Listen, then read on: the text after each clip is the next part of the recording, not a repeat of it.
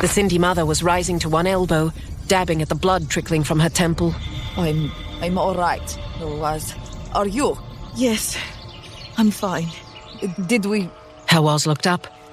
The field was littered with dead, but she could only see Cindy standing. Sigurd was blinking at the carnage, shock plain across his pale face. Yes, I think we won.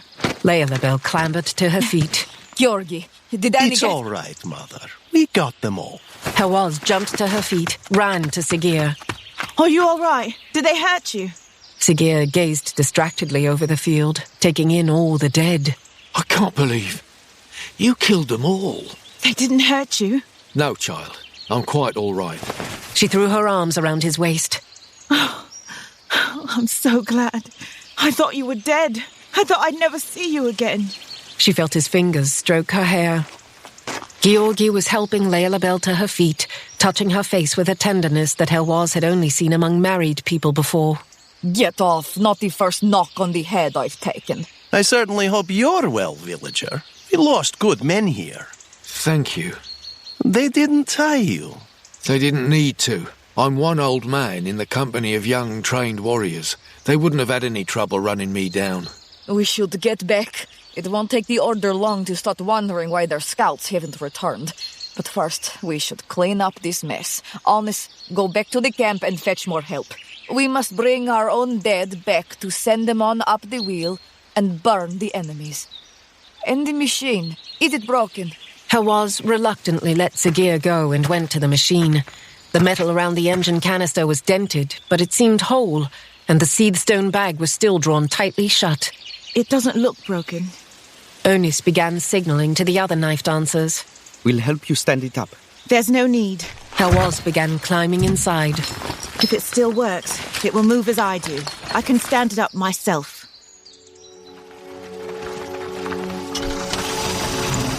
They limped back into the camp, carrying their dead with them.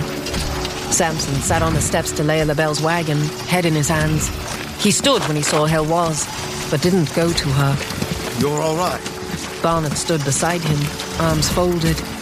The colour had returned to his face. See, Samson? I told you the Emperor would not let his own come to harm. I knew she would rescue Sigurd. Are you all right? The mayor looked dazed, nodding distractedly as the villagers crowded around him. The Cindy had stoked the great fire in the centre of the camp, taken down the hooks and pots, and laid blackened wooden wheels alongside. As Heloise watched, they tied each of the fallen knife dancers to one. From the families, to send them up the wheel. The other Cindy gaped at the sight of Heloise in the machine, staring up at it in wonder. We lost 4. That was a steep price to pay. We got all the Order spies, Mother Tilly. It will be a day at least, I would guess, before the Order realizes their people aren't coming back. We must be gone by then. And suddenly, the villagers were underfoot. The Cindy busied themselves packing up the camp, stowing their chairs and dousing their cook fires. Women appeared with broad-shouldered cart horses and put them in their traces to pull the wagons. Heloise's people had only what they carried, and after the Cindy refused their attempts to help, they gave up, huddling miserably just outside the ring of activity as the sun sank farther and darkness enclosed them.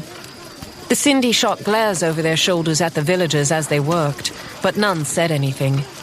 By the central fire, the 4 slain knife dancers lay strapped to their wheels like an accusation. What are they waiting for? I do not know, but they are moving on. We should speak with them. There isn't enough room in those wagons for all of us.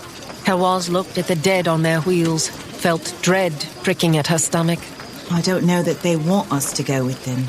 I fear you are right. The Emperor will provide for us. We need to know. If they won't have us with them, then we need to be moving too. And now! And we need to see what supply they can spare. The dread in Heloise's stomach rose into her throat. She turned to Sigurd. Can we outrun the Order without horses? Sigurd looked at his feet and said nothing. Heloise looked across the camp.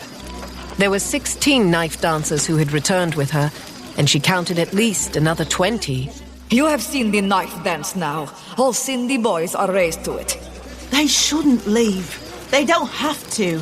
What do you mean? We can't just stand here waiting. If they're going to turn us out, we need to know.